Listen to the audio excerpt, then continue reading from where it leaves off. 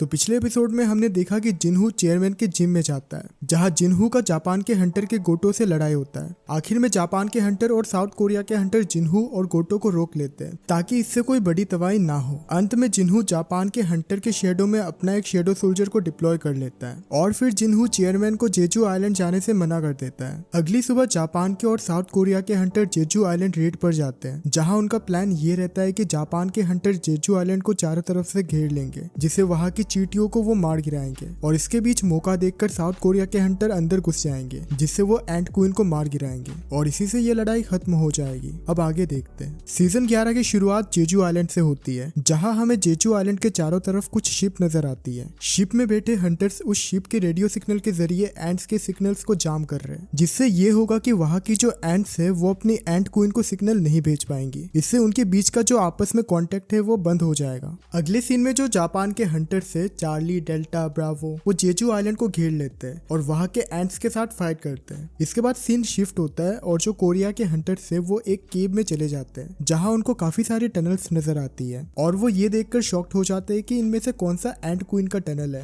और तभी वहां पे जॉन इन अपना एक्सप्लोशन इफेक्ट का इस्तेमाल करता है, जिससे वहां की सारी टनल्स डिस्ट्रॉय हो जाता है सिवाय एक के, और वही टनल होता है एंट क्वीन का। दूसरी तरफ जिनहू एक जंगल में अपना डेली क्वेस्ट को कंप्लीट कर रहा होता है। तभी वो सोचता है कि क्या मुझे जेजू आइलैंड रेड पर जाना चाहिए था, क्योंकि यहाँ पे इतने सारे एस रैंक हंटर्स शामिल है, तो इसलिए मेरे यहाँ पे ना जाने से भी चलेगा, शायद वो मेरे बिना सब संभाल लेंगे। फिर वहाँ पे सीन शिफ्ट होता है और हमें दिखाया जाता है कि साउथ कोरिया के हंटर्स एंट क्वीन के केव में पहुंच जाते हैं और वो काफी सारे एंट को मारकर आगे बढ़ते हैं। थोड़ी देर बाद उनको कई सारे अंडे नजर आते हैं और तभी चा एक बड़े से अंडे की तरफ इशारा करती है जो बीच में से टूटा हुआ था। इससे हंटर्स को ये लगता है कि जरूर इससे कोई एंट क्वीन का बड़ा सा रॉयल सोल्जर निकला होगा। दूसरी ओर हमें जापान की तरफ से किंजो, अकारी और एक चश्मे वाला हंटर दिखाई देता है। अकारी एक हीलर होती है और इनमें से मोस्टली किंजो एंट से फाइट करता है, जिससे वो काफी इंजर्ड हो जाता है। किंजो अकारी से उसे हील करने के लिए कहता है, लेकिन अकारी इस पे मजाक करती है। वो कहती है कि इसके बदले मुझे तुमसे कुछ चाहिए होगा। इस पे हमें ये दिखाया जाता है कि चींटियों का काफी बड़ा झुंड किंजो की तरफ बढ़ रहा होता है। किंजो पीछे मुड़ के अकारी से ये कह रहा होता है कि मजाक करने का वक्त नहीं है, जल्दी से मुझे हील करो। उसका बात खत्म होने से पहले ही अकारी का सर उड़ जाता है। ये देखकर किंजो शॉक्ड हो जाता है और किंजो जैसे ही चींटियों की तरफ देखने लगता है तभी उसका भी सर उड़ जाता है। ये देखकर चश्मे वाला हंटर डर जाता है और वो भागने लगता है, तभी उसका भी सर उड़ जाता है। और ये सभी चीजें 5 सेकंड के अंदर हो जाता है। ये एक चौंकाने वाली बात है, क्योंकि ये सभी एस रैंक हंटर होते हैं जो इतनी जल्दी ढेर हो जाते हैं। दूसरी तरफ कोरिया के हंटर्स क्वीन के काफी करीब पहुंच जाते हैं और तभी उनका सामना 3rd जनरेशन के एंट क्वीन के रॉयल बॉडीगार्ड से होता है, जो काफी वीक होती है। हालांकि ये काफी वीक है, लेकिन ये फिर भी एस रैंक हंटर्स के जितना ही ताकतवर है। डोंगसुक अपना शील्ड से उनको रोक रहा होता है और चा भी अपने तलवार के जरिए उनको मार रही होती है। इसके साथ बाकी हंटर्स भी 3rd जनरेशन के एंट से लड़ रहे होते हैं। ये सब खत्म करने के बाद उनका सामना होता है 2nd जनरेशन के एंट क्वीन के रॉयल बॉडीगार्ड से, जो इससे भी काफी पावरफुल है। इनसे लड़ने के लिए ब्योंगू अपने कुछ मैजिकल पावर्स का इस्तेमाल करता है, जिससे हंटर्स की एबिलिटी कुछ समय के लिए बढ़ जाती है। इसके जरिए वो 2nd जनरेशन के रॉयल बॉडीगार्ड से आसानी से लड़ सकते हैं। तभी सीन शिफ्ट होता है और टीम चार्ली को काफी देर तक डेल्टा से कोई कांटेक्ट ना आने पर वो खुद डेल्टा की तलाश में जाते हैं और तभी उन्हें वो चश्मे वाला हंटर की चश्मा नजर आता है, इसमें कुछ खून लगा हुआ होता है। तभी काई वहाँ पे अचानक से उल्टी करने लग जाता है। जैसा कि आप लोग जानते हैं कि काई की नोज भी चा की तरह बहुत ही सेंसिटिव है, वो हल्की सी भी खुशबू को सूंघ सकता है। काई को अब समझ आ जाता है कि कुछ खतरनाक सा चीज उसकी तरफ बढ़ रहा है। इससे बचने के लिए वो खुद के सामने एक आइस वॉल सा बना लेता है, जिससे वो खुद को प्रोटेक्ट करने लग जाता है, लेकिन इससे भी कुछ नहीं होता। उन चींटियों के एक हल्की सी वार से वो दोनों हंटर ढेर हो जाते हैं। तभी सीन शिफ्ट होता है और हमें साउथ कोरिया के हंटर्स केव के अंदर नजर आते हैं, जहां वो 2nd जनरेशन के एंट को मार चुके होते हैं। अभी केव में आए हुए 15 मिनट हो चुका था और साउथ कोरिया के हंटर्स क्वीन की चैम्बर्स की तरफ बढ़ने लगते हैं। अचानक से चा को कुछ गंदी सी स्मेल आती है, जिससे योनहू सामने की ओर देखने लगता है, जहां उसे क्वीन के 8 रॉयल बॉडीगार्ड्स नजर आता है। ये सब 1st जनरेशन के रॉयल बॉडीगार्ड होते हैं। तभी डोंगसुक चा से कहता है कि मैं क्वीन को संभाल लूंगा, तुम बस रॉयल बॉडीगार्ड को देख लेना। इसके बाद जॉन इंग अपने फ्लेम से उन रॉयल बॉडीगार्ड को जला रहा होता है। तभी उनके पीछे से एक एंट आ जाता है जो उन पे हमला करने ही वाला होता है, लेकिन तभी लिम पीछे मुड़ के देखता है और अपने एरो से उसको खत्म कर देता है। इसके बाद योनहू अपने बीस्ट फॉर्म में ट्रांसफॉर्म हो जाता है, जो खुद एक मॉन्स्टर बन चुका था। वो सीधा जाके 2 रॉयल बॉडीगार्ड के सर को पकड़ता है और उसे क्रश कर लेता है। दूसरी ओर डोंगसुक अपने शील्ड के जरिए क्वीन को रोक रहा होता है। इधर साउथ कोरिया में ये सब टीवी पर लाइव ब्रॉडकास्ट हो रहा होता है, जिससे न्यूज चैनल वाले को ढेर सारा टीआरपी मिल रहा होता है। दूसरी ओर डोंगसुक और योनहू क्वीन पर हमला करने के लिए आगे बढ़ते हैं, लेकिन तभी क्वीन अपने मुंह से कुछ कुछ पॉइजन निकालती है जिसका शिकार डोंगसुक और योनहू हो जाते हैं। लेकिन फिर ब्योंगू अपने हीलर से उन दोनों को हील कर लेता है। लेकिन तभी एंट क्वीन देखती है कि ब्योंगू उसके रास्ते पर रुकावट बन रही है, इसलिए वो ब्योंगू के ऊपर हमला करने के लिए आगे बढ़ती है। लेकिन तभी योंगहू उसे रोकने की कोशिश करता है और पीछे से जॉनिंग उस पर फायर फ्लेम का इस्तेमाल करता है, जिससे क्वीन पूरी तरह से जल जाती है। इससे साउथ कोरिया के हंटर्स को ये लगने लगता है कि वो जीतने वाले हैं। लेकिन तभी एंट क्वीन जोर से चिल्लाती है। साउथ कोरिया के हंटर्स ये सोचते हैं कि वो दर्द के मारे चिल्ला रही है, लेकिन योनहू इस पे समझ जाता है कि वो जरूर किसी को बुला रही है। तभी सारे एंट उस केव की तरफ बढ़ने लगते हैं। फिर चा अपनी फाइनल ब्लो देकर के उस एंट क्वीन को मार गिराती है। लेकिन तभी चा को एक स्ट्रॉन्ग प्रेजेंस फील होता है। सारे हंटर्स देखते हैं कि एक एंट मॉन्स्टर उनकी तरफ बढ़ रहा है। उनमें से किसी भी हंटर को ये यकीन नहीं होता कि इतना पावरफुल एंट मॉन्स्टर भी हो सकता है। वहां खड़े किसी भी हंटर का ये हिम्मत नहीं होता कि वो उस एंट पर हमला कर सके।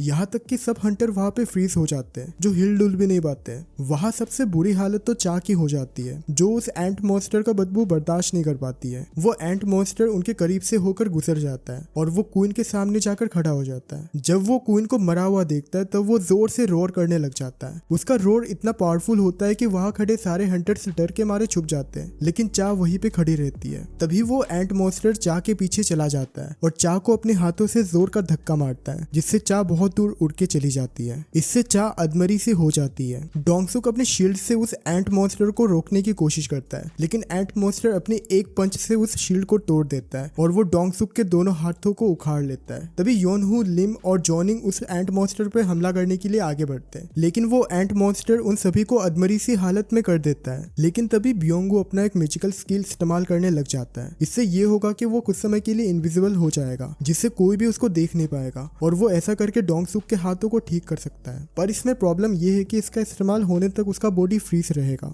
जब ब्योंगू इसका इस्तेमाल करता है तब वो इनविजिबल होकर डोंगसुक के हाथों को ठीक कर लेता है और डोंगसुक दोबारा उस एंट पे हमला करने के लिए आगे बढ़ता है। लेकिन वो एंट मॉन्स्टर डोंगसुक के हाथों को पकड़ के उसे नचाता है और उसे दूर फेंक देता है। इसके बाद एंट किंग ब्योंगिंग की तरफ देखने लगता है। ब्योंगिंग को इस पे ये लगता है कि वो इनविजिबल हो चुका है, इसलिए एंट मॉन्स्टर उसको देख नहीं पाएगा। लेकिन तभी एंट मॉन्स्टर उसके पीछे आ जाता है और वो उसके सीने के अंदर से हाथ डाल देता है, जिससे वो उसके सीने को चीर देता है और वो उसके सिर को चबाकर उसका खून पीने लग जाता है। ये देखकर वहां खड़े सभी हंटर्स चौंक जाते हैं। इस पे सबसे ज्यादा गुस्सा योंगहू को आता है, क्योंकि ब्योंगिंग उसका दोस्त था। ये देखकर योंगहू उसके तरफ बढ़ने लगता है, लेकिन इस पे एंट मॉन्स्टर उसके गले को पकड़ लेता है। अब योनहू अपने ओरिजिनल फॉर्म में आ चुका था। इस पे एंट मॉन्स्टर कहता है कि तुम सब बहुत वीक हो। ये सुनकर सभी हंटर चौंक जाते हैं, क्योंकि उन्होंने पहली बार ऐसा एक मॉन्स्टर को देखा है जो इंसानी भाषा बोल सकता है। उसने ब्योंगहू का खून पिया, इसलिए वो इंसानी भाषा को बोल पा रहा है। तभी उस एंट मॉन्स्टर कहता है कि मुझे तुम्हारा किंग को मारना है। इसके तुरंत बाद उस एंट मॉन्स्टर को एक पावरफुल सी एनर्जी फील होता है, जिससे वो उन्हें छोड़कर उस एनर्जी की तरफ बढ़ने लगता है। इस पे योनहू समझ जाता है कि वो कौन हो सकता है, लेकिन अभी ये सोचने समझने का टाइम नहीं है। योनहू अपने हंटर टीम से कहता है कि इससे पहले कि वो एंट मॉन्स्टर वापस से आ जाए, हमें इस आइलैंड को छोड़ के तुरंत भाग जाना चाहिए। दूसरी ओर गोटो अपने टीम के साथ चार्ली और डेल्टा की तलाश में निकल जाता है, क्योंकि उसका चार्ली और डेल्टा से कांटेक्ट नहीं हो पाता। तभी टीम ब्रावो गोटो को बुलाते हैं और वो उसे जमीन पर अपने बाकी हंटर्स का सर दिखाते हैं। गोटो समझ जाता है कि जरूर यहाँ पे कोई पावरफुल सा एंट मौजूद है।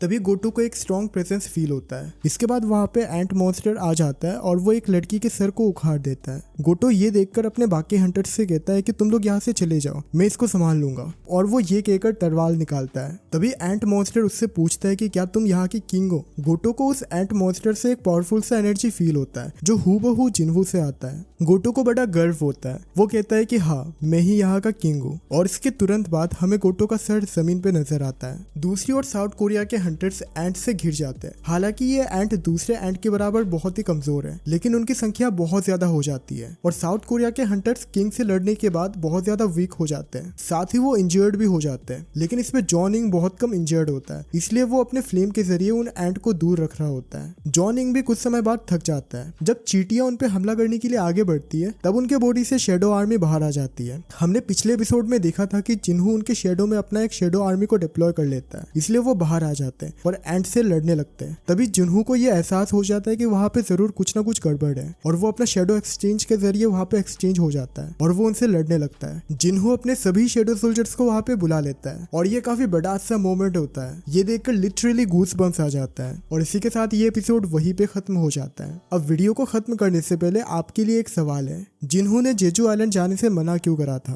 अगर आपको इसका जवाब पता है तो आप कमेंट बॉक्स में जरूर लिखना। जिसका भी जवाब सही होगा हम उसके कमेंट को पिन करेंगे और उसे हमारी अगली वीडियो में शाउट आउट देंगे। अगर वीडियो पसंद आए तो इस वीडियो को लाइक करना और चैनल को सब्सक्राइब भी कर लेना। आप में से बहुत सारे व्यूअर्स हमारे वीडियो को देखते हो पर चैनल को सब्सक्राइब नहीं करते हो, इसलिए चैनल को सब्सक्राइब भी कर लेना। मिलते हैं किसी नए वीडियो में अगले एपिसोड के साथ, तब तक